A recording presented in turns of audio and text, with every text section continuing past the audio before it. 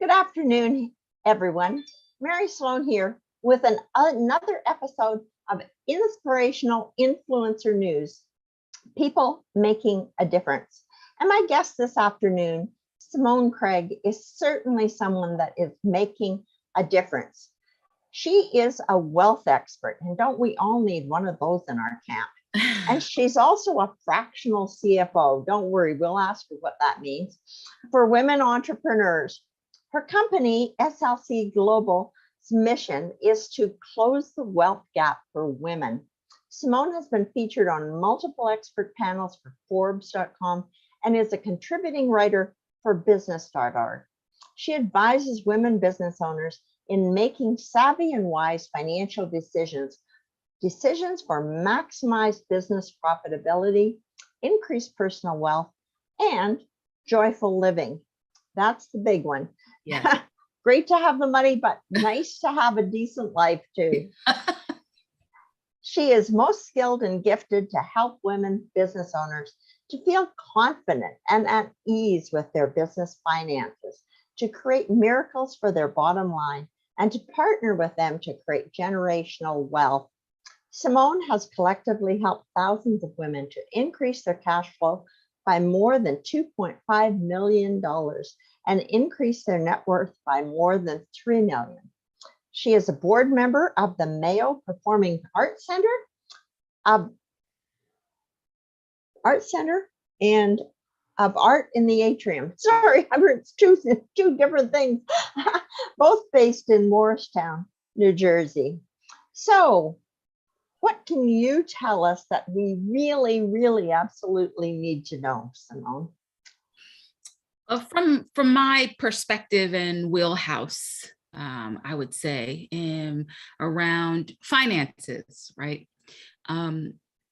What's most important for people to know when it comes to money and their finances, first of all, before anything else, is the belief, and then the knowing and the experience that we are abundance itself. It's not something that's separate from us. You know, it's not this thing that we have to try to go out and try to get and bring to us. It's already who we are. The potential of what we want is already who we are. The key is to line up our minds and our daily actions and practices with that truth. And once we do that, then mountains move, floodgates open, and things that seemed so difficult, so hard, walls in the way, doors closed, all of a sudden open. All of a sudden, there's no block. All of a sudden, wow, you met somebody, you tapped in to speak to somebody, and coincidence would have it, it's exactly who you needed to talk to, meet, to take the next step forward towards your goals. So really important for you to know that you are abundance itself. And the key is to line up with who you are, not trying to change who you are and go out and get something that you don't have. It's already yours. So why is that difficult? That sounds so easy. Well, it's difficult because we have very strong beliefs about the fact that that's not true, right? Because it's kind of like, well, because our experience is based on what we truly believe to be true, not what we hope is true, not what we want to be true, but what we really believe to be true. And a lot of times there are things, beliefs, assumptions that we have, like, well, life, that's just how life is. That's just the way it is. That's not actually based in reality, but it's based in our beliefs, right? So as an example, I actually just did an exercise around this just the other day.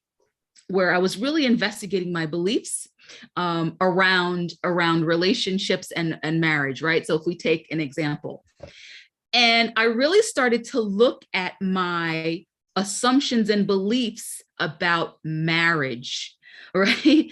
And they weren't necessarily positive. Okay. So we won't get into No details, no we details. don't get into details. But they were just things that I believed because, well, I've seen it or I've heard or stories or whatever. And so I have these beliefs. Well, that's just how marriage is. But it's not necessarily true, right? Because there are so many examples in this world, I'm sure we could find, that counteract that belief that I have. But because I believe it, like the air that I breathe, that's my experience. Same thing with money, right? So there are a lot of assumptions and beliefs that we place on money, abundance, our finances, that we just say, hey, that's just how it is. That's the truth of it. That's been my experience. That's how it was for my parents. That's right. We have all this evidence built up based on our beliefs. But as soon as you can begin to say, well, what if I believe something different? Or maybe I don't want to, it's not serving me to believe in that way anymore. Then we begin to tap into the power to shift out of what we're currently experiencing because we're willing to see it and believe in a new way. So that's a long way of saying it's based on what we believe to be true. So you have to, what I'm hearing is you have to kind of get willing to really investigate the underlying beliefs that you have and say, okay, this is how I'm experiencing it. Yes. What sort of a belief must I have to be experiencing it this way? That's exactly. And, I know as I was experiencing money and looking at my own money beliefs, as I've done several times, looking at how money was handled in my family. Yes. And I got told one thing and observed something totally different. And so my beliefs were that it's very hard. It causes fights in the family. It causes stress. It causes, all kinds of things that aren't good. So, I know from looking at that, wow, it's not surprising that I haven't been kind of open to floodgates of money, considering that my beliefs are contrary to that. That's exactly right. Yep, that's it. So all you have to do is keep questioning that, or how do you go about really changing that kind of thing? Definitely keep being curious and really begin to, very simply, you can write down what you believe about money. What do you believe is a fact about money, right? So it's like, okay, maybe the belief is, oh, money's hard to get, or you have to work really hard for money, right? I think that's a big assumption that so many have in our I guess you could say culture, society here in the United States, is there's this assumption that you have to work really hard for money. You have to work hard for money. And I don't say that that's a good or a bad belief. That's not really for me to say, because that could be very appropriate for someone to believe compared to somebody else. But the key is that if there is some experience you're having around money that's not working for you, then it can be helpful to really just begin to write down what you assume to be true. Because there are many, many, many, many people that have plenty of money that don't work hard. And did not work hard to get it, right? And so it's not so much to say that you're wrong to believe that you have to work hard to get money. It's not about right and wrong. It's simply about what is the result of believing what you're believing, right? So if it's not working for you to believe that, then maybe be open to believing something else. The even better question is to ask yourself, what do I want to be true about money, right? So if you don't, if you uncover this belief, like, wow, I have to really work hard, I have to work myself in the ground in order to make a decent living, right? If that's not working for you, or if you're having a tough time around that, maybe ask yourself, what do I want to be true about money? What do I want to believe is true? And maybe your answer is, wow, I'd like to believe that I can make money, I can live a quality of life with ease, with more joy, right? That can be created in your life just as powerfully as what you've already created, is that you have to work yourself in the ground to have it. So yes, an investigation of, yes, what you believe first. And then the next really powerful question to ask yourself is, what do I want to believe? What would I rather be true about money? Write that belief down and start to give more attention to what you want to be true about money instead of what you have been believing. You know, it's interesting. I was in a group this morning and we were asking ourselves some questions about how we approach our lives and our businesses, et cetera, et cetera. Yeah. And a person that came up was Elon Musk. Now, Elon Musk definitely has different ideas about money, I suspect, than most of us. Yes. Because, you know, money clearly is his toy, you know, I mean, Yes. it's always there. There's tons of it. And he can hardly figure out what to do with it all. But, you know, we were talking about Elon, even when he was back in college, and how he would often take things back to very much first principles and ask, you know, sort of like, well, why do I believe that? Well, okay, so why do I believe that? Yeah. So why do I believe that? And until finally, you know, oh, I believe that because I saw this and this. Well, that was one example, you know, so those are, you know, that's the starting point. Yes. And from there, so, okay, so now we know why you believe that.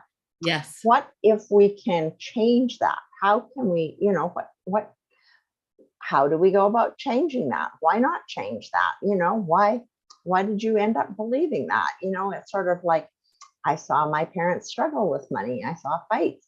Well, of course. So, but does that mean that's got to be my result? No. You know, that's how they lived. And so it's interesting to look at the control we have over things we don't think we have control over, you know? Yes. It can, and that can be the great news and the bad news, right? You know, yeah. It's sort of like, oh shoot, I can't blame anybody else. Right. You know, it's like, oh man. So yeah, I agree. It can be really shocking of like, wow, I created this. Whoa, you know. And yeah, it can even be a little painful to see it, but I think it's a good pain. It's an empowering, enlightening, if I can say pain, because then you realize you come to more in full contact with the power that you wield, and not just like every now and then when you want to. Literally every moment of our lives we are creating by way of our beliefs. So it's very powerful. Yeah, that's amazing. I mean, you know, when you think about it that way, that every day we're creating this Yes. just from our beliefs, because other people might be in the same circumstances and the feelings and the results and everything would be totally different because they have different beliefs. That's exactly right. That's exactly right. And it becomes, and I see your point where when we started out, we were like, well, it sounds so simple. How do we, but, and I don't want to minimize it either, because it's a challenge. It's a challenge to investigate, what we believe, because of the emotions around it, right? Because of there can be an emotional attachment to what you believe, right? That's what keeps it in play, is there's some level of emotional payoff that we're getting from thinking and believing in a certain way, right? And it can be very convincing when you've created your whole life to be a reflection of a belief, not just money, but the people in your life, the circumstances, everything is conspiring to prove to you that what you believe is true.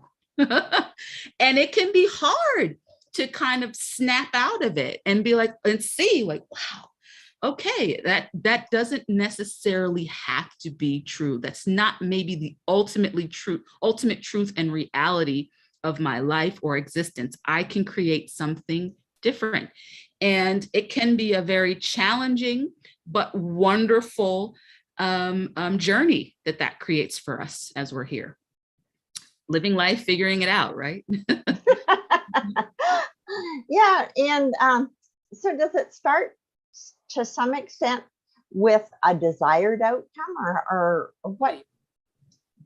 Yeah, definitely. There has to be something within us that says, I want something different. I want something different, or I know it doesn't have to be this way. I know I can, or there can be more, or there is more for me. So there does have to be something within us by some, I don't know what. I imagine a lot of people have different names for it, but there has to be something that's almost divine in a way, beyond what we're seeing with these eyeballs, to come in to inspire us to say, hey, there can be something more. This doesn't have to continue to be the reality for you, even though everything is pointing in the direction of this is true. There's something within you that says, transcendent in a way, that says, hey, there can be more. And you have to have that moment. And you have to believe, not only do you have to have that insight, but you have to then also believe it's possible to see your way out. There's a willingness to see your way out into something more and something better.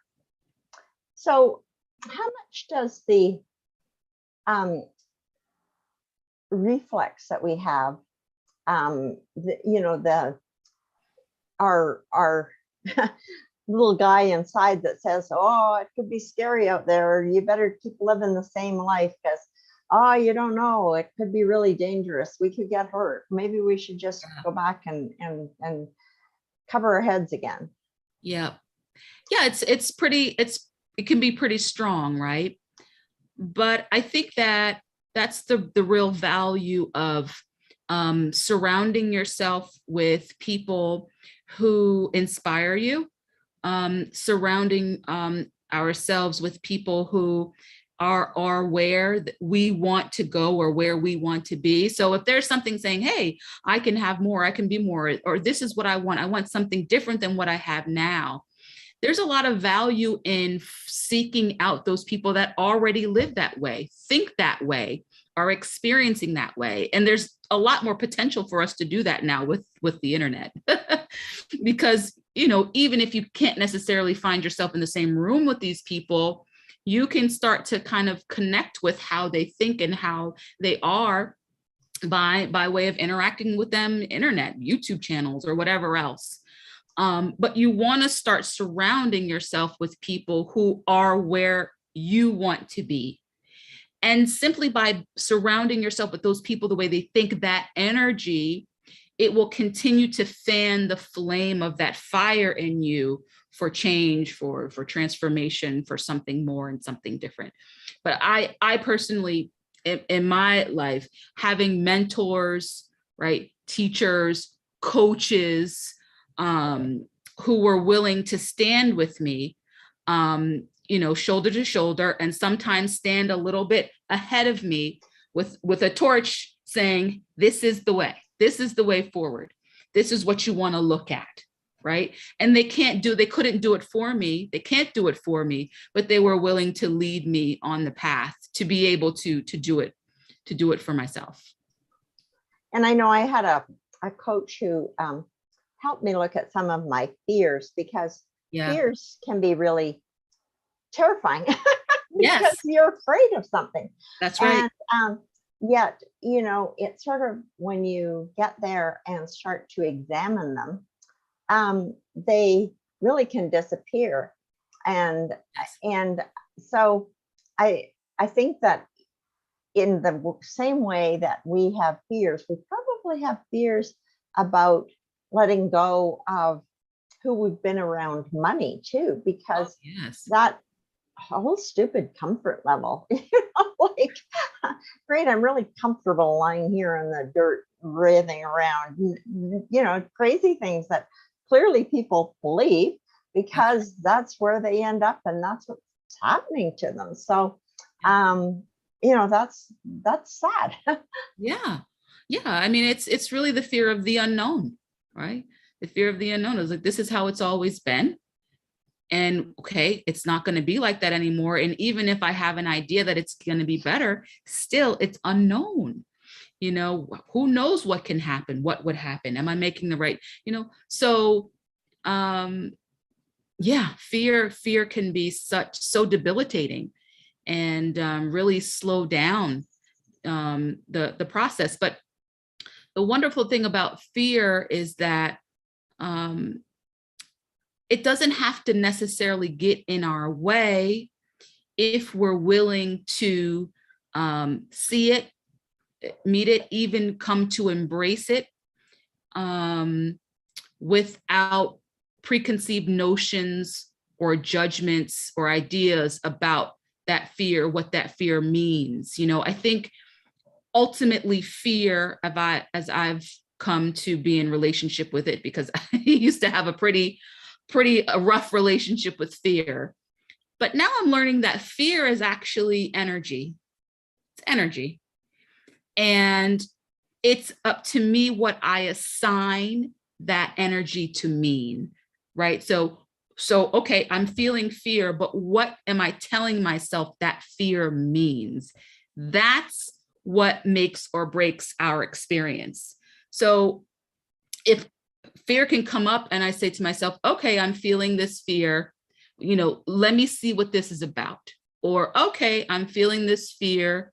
Okay, oh, wow, actually, no, it went away, right? So if I can be in relationship with the energy in a healthy way, then it doesn't get in my way. I can keep moving forward. It doesn't stop my progress. But I think when the relationship with the energy of fear is, oh, this means something's wrong. Oh, or I'm bad. I've done something wrong. They're bad. Oh, this is, like we think it means something negative, then that can be quite debilitating. Yeah.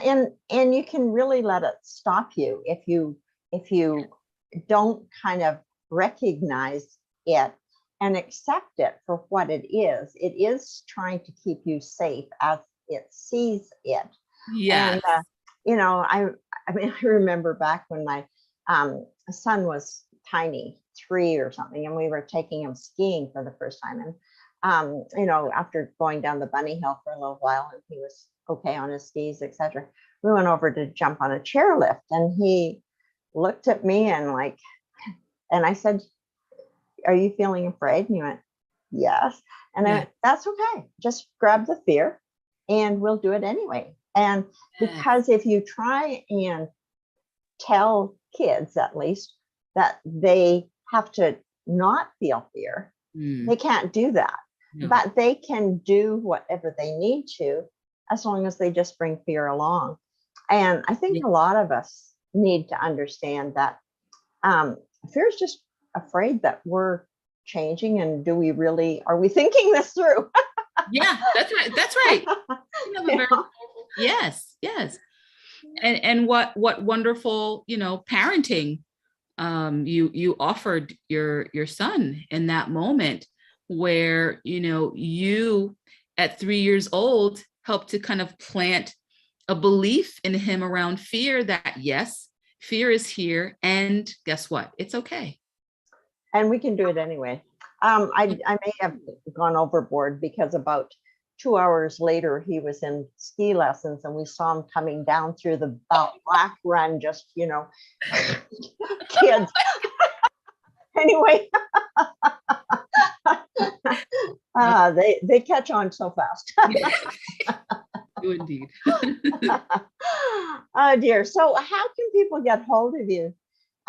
Simone, since sadly, I don't know, how does time go away so fast? I know. I was having fun talking with you. But people can get in touch with me through my website, simonecraig.com. And that's easy, because that's your name. So they don't have to go anywhere to figure out how to spell that. No, you can reach out to me there. And yeah, I am, as she mentioned, a wealth expert, and we help entrepreneurs to become more profitable and to build wealth for themselves and their family. And so we're really a full service accounting company. We offer bookkeeping services. As you mentioned, fractional CFO services, where you don't necessarily need to hire a full-on CFO, but maybe you could use the insights of a CFO in your business. So that's the fractional CFO service, profitability, and making sure you're paying yourself as an entrepreneur, and then also financial coaching. And I just want to mention before, so that it's clear for people, you are not a financial planner. No, I am not. No, I am not a financial planner. I do not give financial advice, meaning I don't give advice or tell you about what you can invest in, should invest or not, what you should invest in, where to put your money. No, that is not what I do. I coach you, and I do have a process called the E.P.P.I.C method, about, depending on where you are in your life, what you want to think about in terms of your financial journey, and where you want to be potentially investing in and putting money. But ultimately, that is your decision, and I don't manage that for you. Yeah. Which is kind of nice, because then if stock markets go crazy, as they've tended to do here recently, Yeah, you don't have to you don't have to worry about it. No, that's the last thing that I would want to be dealing with. So, no. Anyway, it's been an absolute pleasure, and thank you so much for coming on my show and sharing with our guests all of your insight and wisdom. And I really appreciate knowing that there's people like you who do interesting things like fractional CFOs, because I'm sure there's lots of businesses could use the benefit of a CFO without having to hire one full time, because lots of them wouldn't need that. Yeah, you don't need that yet, but yeah, but still, it's such an essential part of an entrepreneur to be clear and have clarity around your numbers and your profitability. So yeah, but thank you for having me on. It was really a pleasure. Thank you. And just keep counting on that money. Yeah, I will. I believe.